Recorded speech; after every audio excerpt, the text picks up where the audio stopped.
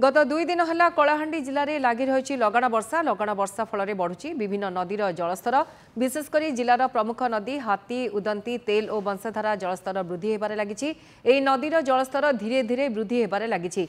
पाणीपाग विभाग आकलन अनुसार आगामी 24 घंटा जदि आहरी वर्षा जारी रहे तेबे विभिन्न नदीर जलस्तर वृद्धि पाइबा सहित बन्या स्थिति देखा देबार आशंका रही। नईकूलिया अंचल चाषबास क्षति होबार आशंका सृष्टि होउची।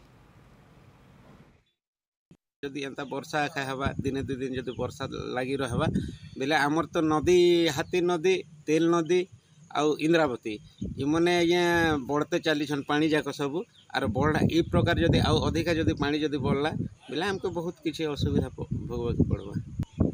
तो दुईटा नदी रे बर्तमान पानी बढ़ते चली आज्ञा आर 2-4 दिन जदि एंता भाव जदि वर्षा हेवा बेले बन्या फन्या भी आसी पारे आज्ञा।